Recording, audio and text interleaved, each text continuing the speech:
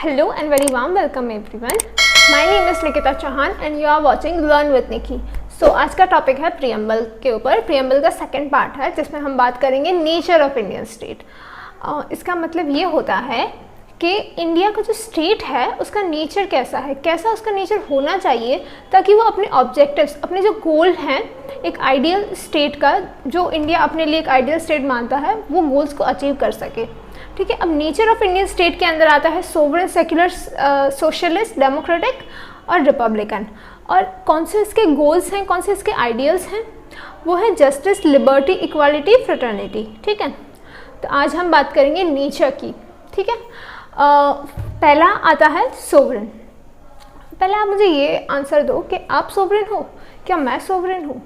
I don't think so कि हम sovereign हैं, क्योंकि हमारी लाइफ पे हमारे पेरेंट्स, मम्मी पापा, भैया भाभी सबका इम्पैक्ट रहता है। जैसे कि अगर मुझे किसी स्कूल में जाना है तो मुझे इन सभी लोगों से पूछना पड़ेगा मैं क्या करूं, है ना। तो सोवरेन क्या होता है? सोवरेन कंट्री वो होती है जो टोटली इंडिपेंडेंट हो, उसके ऊपर कोई और कंट्री या कोई और सुपीरियर पावर उस पर आर्बिट्री पावर यूज़ करे या कैसे भी उसे उसके डिसीजन चेंज करने पे मजबूर ना करे। और ये डिसीजन कौन से, इंटरनल या एक्सटर्नल।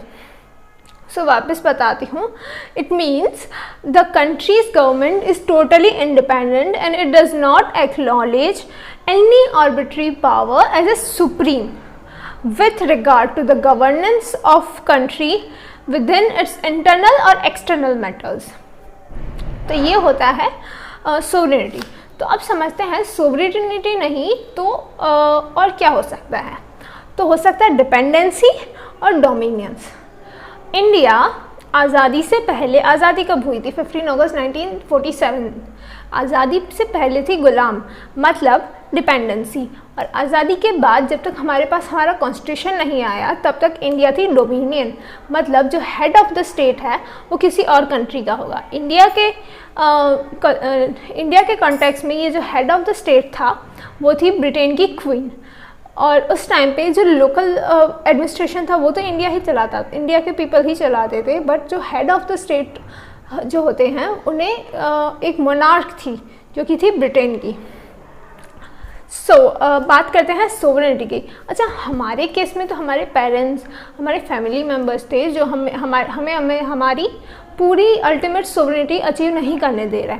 कंट्री के कॉन्टेक्स्ट में क्या हो, कंट्री की कॉन्टेक्स्ट में ये जो सोवरेनिटी डाइल्यूट करते हैं वो होता है, पहला तो एलपीजी रिफॉर्म आया, उसकी वजह से पूरे वर्ल्ड में ग्लोबलाइजेशन, पूरे इंडिया में ग्लोबलाइजेशन हो गया। ग्लोबलाइजेशन हुआ तो हमें बाहर की कंट्रीज़ आ रही थी इंडिया में। 1970s की बात है। बाहर की कंट्रीज़ बाहर की कंपनीज़ आ रही थी इंडिया में, और ये कंपनीज़ आएंगी, उन कंपनीज़ को अट्रैक्ट करने के लिए इंडिया को कुछ ऐसे रिफॉर्म्स लाने पड़ रहे थे। तो ये उनके नेशनल इंटरेस्ट को अफेक्ट करता था। ये तो फिर भी छोटा पॉइंट है।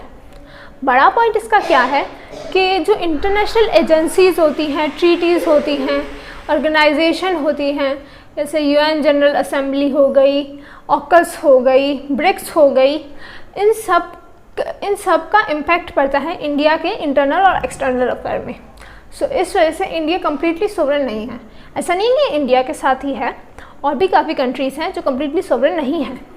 ऑलमोस्ट सारी कंट्रीज़ पे अफेक्ट करता ही है ये। अब इसका बेस्ट एग्जाम्पल दिया जाए तो रशिया यूक्रेन वॉर के अंदर इंडिया को एब्सटेन करना पड़ा due to US pressure. But India ने बाकी कंट्रीज़ की तरह नो नहीं लिखा, बट एब्सटेन कर दिया। ये था इसका एक एग्जांपल। और दूसरा एग्जांपल है ईरान के साथ इंडिया के जो रिलेशन। इंडिया ईरान के साथ अच्छे रिलेशन मेंटेन करता है, बट हिस्टोरिकली भी काफ़ी अच्छे रिलेशन है। बट यूएसए की जो न्यूक्लियर डील हुई, उसके बाद न्यूक्लियर डील जो उसने कैंसिल कर दी, उसके बाद से इंडिया और ईरान के रिलेशन में थोड़ी कड़वाहट सी आ गई। क्यों? क्योंकि इस न्यूक्लियर डील की वजह से इंडिया के ऊपर सैंक्शन लगने का डर था। अगर वो ईरान को हेल्प करे या उसकी साथ कोई पार्टनरशिप में वर्क करे, एंड जो फसाद भी गैस फील्ड है वो भी इसी वजह से कैंसिल हुई थी। सो इंडिया की जो सोवरेनिटी है उस पर काफ़ी सारे ग्लोबल फैक्टर्स अफेक्ट करते हैं, बट इससे इंडिया की सोवरेनिटी पे ज़्यादा इम्पैक्ट नहीं पड़ता। जब बात आती है पीपल ऑफ इंडिया की, जब बात आती है नेशनल इंटरेस्ट की, तो कंट्री अपनी सोवरेनिटी भी लूज़ करने के लिए रेडी हो जाती है। हमारे जो सुप्रीम हेड हैं वो अपनी सोवरेनिटी लूज़ करने के लिए भी मान जाते हैं।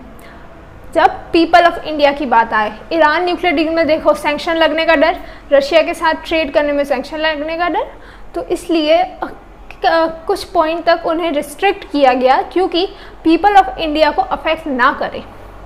तो सबसे ऊपर आते हैं पीपल ऑफ इंडिया, उसके बाद आती है सोवरेनिटी, ठीक, इंडिया के एक्सटर्नल अफेयर्स के लिए।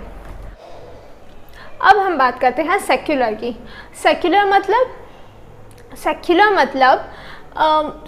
जो कंट्री है, वो जो स्टेट है, वो किसी भी एक स्पेसिफिक रिलीजन को एक्नॉलेज नहीं करेगी एज अ नेशनल रिलीजन, और किसी भी रिलीजन के साइड बायस नहीं होगी, उस रिलीजन को ही अपना नेशनल रिलीजन बना लेगी, उसी के दिन पे हॉलीडेज होंगे, ऐसा नहीं होगा, ठीक है। इसका मतलब है the secularism means that state does not acknowledge its closeness with any particular religion, that is a state shall not recognize any particular religion as a official religion of the country. So India क्या है? India का जो secularism है positive है, जबकि waste का negative है। ये क्वेश्चन यूपीएससी में भी आया था कि इंडिया के सेक्युलरिज्म और फ्रांस के सेक्युलरिज्म में क्या डिफरेंस है। अब आप फ्रेंच के सेक्युलरिज्म को तो पढ़ने जाओगे नहीं, पर इतना आपको पता है कि वेस्ट का सेक्युलरिज्म नेगेटिव है, वैरस इंडिया का सेक्युलरिज्म पॉजिटिव है। अब समझते हैं वेस्ट के सेक्युलरिज्म को क्या है। वेस्ट का सेक्युलरिज्म क्या है? इसमें स्टेट और रिलीजियस इंस्टीट्यूशन दोनों अलग हैं। स्टेट इंटरफेयर नहीं करता रिलीजियस इंस्टीट्यूशन में, वो ना ही चर्च को फंड करेगा, ना ही मॉस्क को फंड करेगा, और ना ही कोई हॉलीडे देगा। चर्च अगर कोई रिलीजन का कुछ हुआ है, जैसे कोई फेस्टिवल है, तो उस दिन हॉलीडे भी नहीं देगा वो। सो ऐसा होता है नेगेटिव सेक्युलरिज्म। और पॉजिटिव सेक्युलरिज्म क्या होता है, जो कि इंडिया का है। स्टेट हर एक रिलीजन के साथ इक्वल बिहेव करेगा, ऐसा नहीं कि इस रिलीजन को ज़्यादा इसको कम, सबको इक्वल मानेगा। सो ये होता है इंडिया का सेक्युलरिज्म। स्टेट और रिलीजन एक दूसरे के कोऑर्डिनेशन में वर्क करेंगे, एक स्पेसिफिक रिलीजन नहीं, सारे के सारे रिलीजन। सो ये था इंडिया का सेक्युलरिज्म। अब इंडिया के सेक्युलरिज्म का एग्जांपल बताओ मुझे, कमेंट सेक्शन में बताना। एक मैं बता देती हूँ। इंडिया के सेक्युलरिज्म का एग्जांपल ये है कि इंडिया हर एक धर्म के फेस्टिवल के लिए हॉलीडे रखता है, ऑफिशियल हॉलीडे होता है, फिर चाहे वो पारसी न्यू ईयर हो या गुरु नानक देव जयंती हो या बकरी ईद हो या दिवाली हो या होली हो, सारे फेस्टिवल के लिए हॉलीडे होते हैं। तो ये है इंडिया का सेक्युलरिज्म। अच्छा, अब कुछ रिलीजन जो होते हैं वो ना ही सेक्युलर होते हैं, ना ही वो रिलीजियस होते हैं, वो होते हैं एंटीथेसिस। तब बात करते हैं क्या होता है। एक तो होता है थियोरेटिक, थॉक्रेटिक। सो थॉक्रेटिक क्या होता है? थॉक्रेटिक ये होता है कि आप किसी एक रिलीजन को अपना ऑफिशियल रिलीजन मान लो, जैसे कि पाकिस्तान है ना, दूसरा इटली है। फिर होता है सेक्युलर, जो कि इंडिया, फ्रांस, जर्मनी, मैक्सिको है, ठीक। और दूसरा होता है एंटीथेसिक। ये क्या होता है? ये किसी रिलीजन को ही नहीं मानता, कोई रिलीजियस वर्क करना ही प्रोहिबिटेड है, ठीक है। सो अब कुछ फैक्ट्स आप समझिए सेक्युलरिज्म के ऊपर। सेक्युलरिज्म है वो सुप्रीम कोर्ट ने SR Bommai versus union of India case में कहा था कि इंडिया एक सेक्युलर नेशन है, और इसे constitution amendment 42nd constitution amendment 1976 में एडॉप्ट किया गया। और ये डील करता है फंडामेंटल राइट्स, मतलब कॉन्स्टिट्यूशन में इस सेक्युलरिज्म वर्ड पे फंडामेंटल राइट्स भी दिए गए हैं, राइट टू रिलीजन 25 से 28 आर्टिकल के अंदर। सो अब बात करते हैं सोशलिज्म की। सोशलिज्म क्या होता है? जैसे वर्ड उसका सजेस्ट करता है, सब जो रिसोर्स होते हैं उसे इक्वली डिस्ट्रीब्यूट कर दो।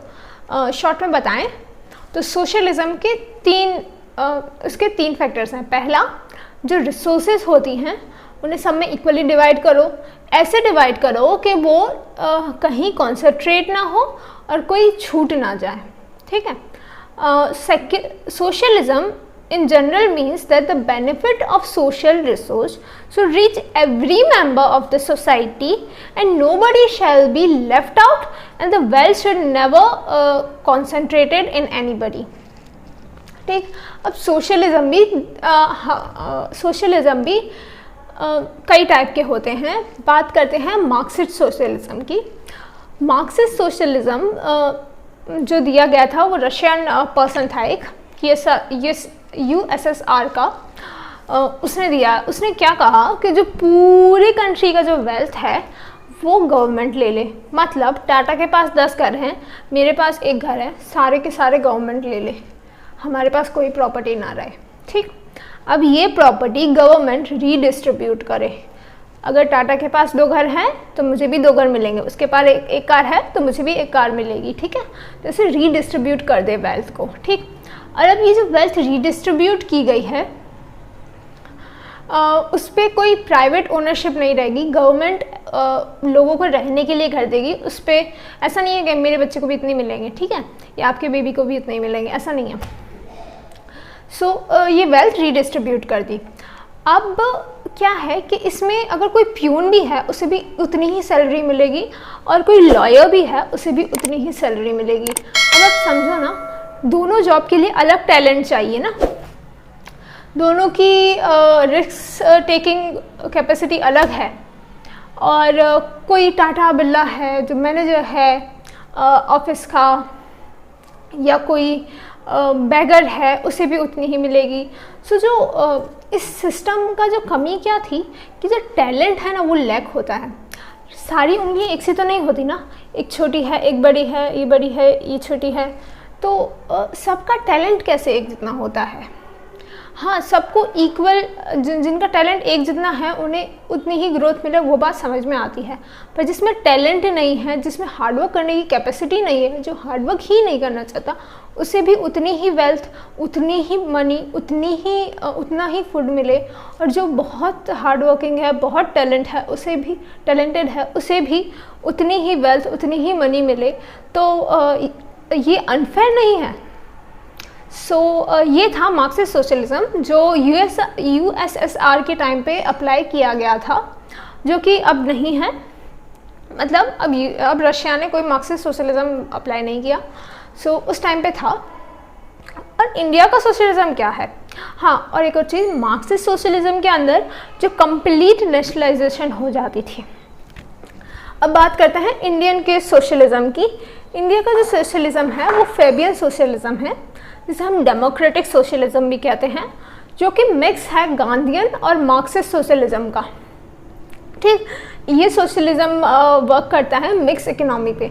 मतलब कुछ पार्ट ऑफ रिसोर्स गवर्नमेंट के पास होंगी, कुछ पार्ट ऑफ रिसोर्स स्टेट के प्राइवेट इंस्टीट्यूशन के पास होंगी।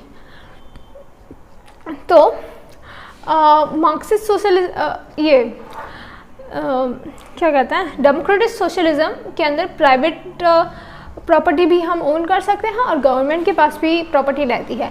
तो अब ये समझने के लिए आप ये समझो कि जो टैलेंटेड इंसान है, ठीक है, वो तो ग्रोथ करेगा और जो नहीं टैलेंटेड है वो अपनी जगह पे रहेगा, ठीक है। जो टैलेंटेड इंसान है उस पर गवर्नमेंट लगाएगी टैक्स। कैसा टैक्स? प्रोग्रेसिव टैक्स, ठीक। प्रोग्रेसिव टैक्स कैसे हुआ ये? जितनी ज़्यादा आपके पास वेल्थ उतना ज़्यादा आप पे लगेगा टैक्स, जितनी ज़्यादा आपके पास प्रॉपर्टी उतना ज़्यादा लगेगा आप पे टैक्स। ये होता है प्रोग्रेसिव टैक्सेशन, ठीक। अब टैक्स तो लग गया, अभी टैक्स जाएगा कहाँ? ये टैक्स जाएगा पुअर पर्सन के वेलफेयर स्कीम्स के लिए।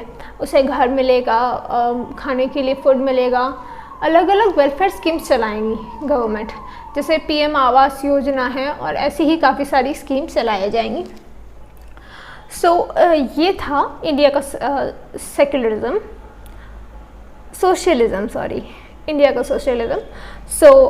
अब बात करते हैं, ये एडॉप्ट हुआ 42nd कॉन्स्टिट्यूशन अमेंडमेंट 1976 में। इंडिया का जो सेकुलरिज्म है वो गांधीयन सेक्युलरिज्म के साइड ज़्यादा टिल्टेड है। और सुप्रीम कोर्ट ने कहा था कि democratic socialism aims to end poverty, ignorance, disease, inequality and opportunity. अब बात करते हैं डेमोक्रेसी के बारे में। डेमोक्रेसी का मतलब ये है कि सोसाइटी के हर एक पर्सन को ये राइट है वो अपने डिसीजन मेकिंग पार्ट, अपने कंट्री के डिसीजन मेकिंग पार्ट में वो एज अ मेंबर रहे, उसकी बात सुनी जाए और वो अपनी बात कह सके। इसे सिंपल वर्ड्स में कहें तो it is a system where people decide the decision regarding the governance, in which every member is allowed to express and to heard while making decision of governance. So ये थी democracy. अब democracy भी दो type की होती हैं, पहली है डायरेक्ट, दूसरी है इनडायरेक्ट। अब क्वेश्चन ये है कि इंडिया की कौन सी डेमोक्रेसी है? इंडिया की डेमोक्रेसी है इनडायरेक्ट। सो डायरेक्ट डेमोक्रेसी क्या होती है?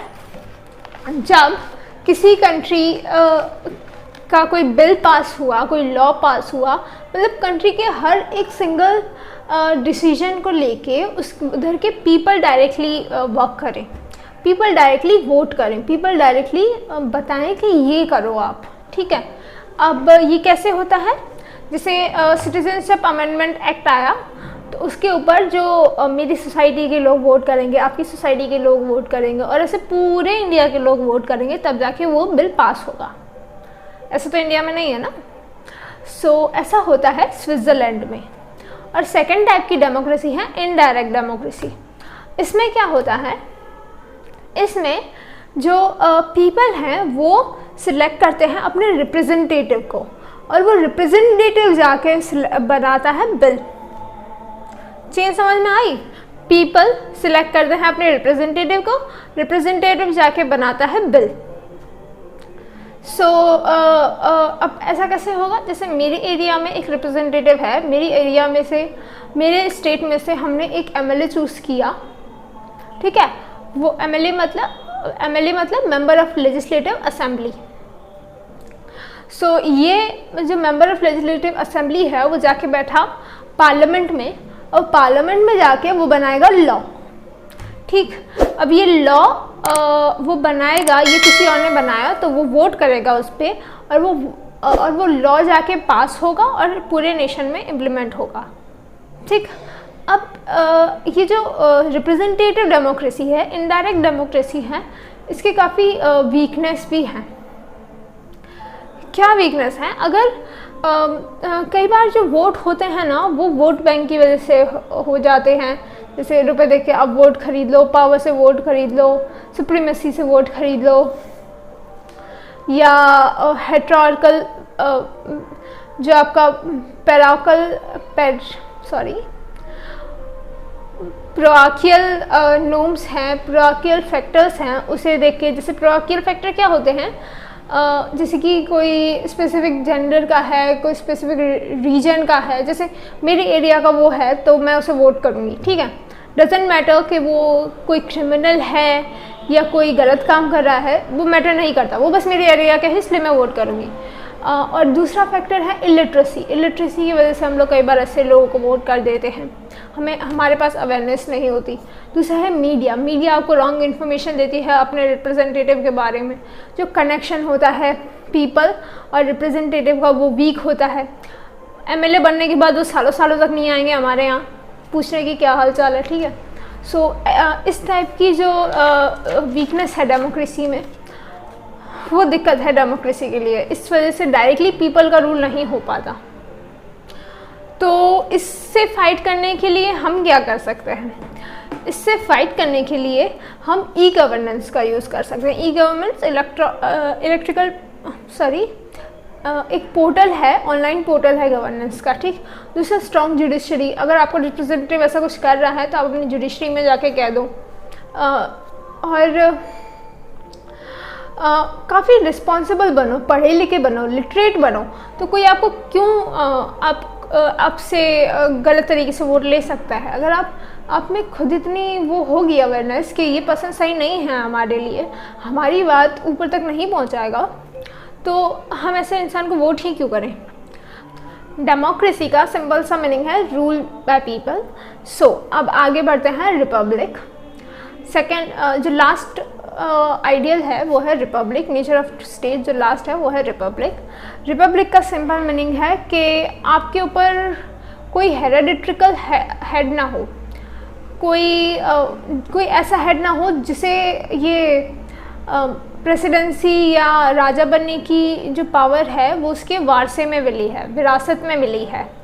ठीक है, जैसे कि मोनार्क होता है वो ही बनता है, जैसे राजा का बेटा ही राजा बनेगा। ठीक है, तो ये होती है मोनार्क। और रिपब्लिक क्या होती है? रिपब्लिक जो पीपल, जो नॉर्मल लोग जो इलेक्ट होके आए हैं वो हेड बनेंगे। ठीक है, जो अल्टीमेट हेड होगा वो पीपल ऑफ इंडिया होंगे। तो ये होता है रिपब्लिक। सो ये जो रिपब्लिक है वो दो चीज़ें स्पेसिफाई करता है कि पीपल की पॉलिटिकल सोवरेनिटी हो और दूसरा कोई हेरिडिटिकल हेड ना हो। अब इंडिया रिपब्लिक है, इसका बेस्ट एग्जांपल है क्योंकि हमारे जो प्रेसिडेंट हैं, जो स्टेट ऑफ हेड हैं, वो है हमारे प्रेसिडेंट जो कि नॉमिनेट हो गया हैं। हमने वोट नहीं किया, पर हमारे चुने गए जो लेजिस्लेटिव असेंबली में मेंबर्स हैं उन्होंने वोट किया। Solve for today's discussion. अगर अच्छा लगा हो, इंफॉर्मेटिव लगा हो तो लाइक कीजिए।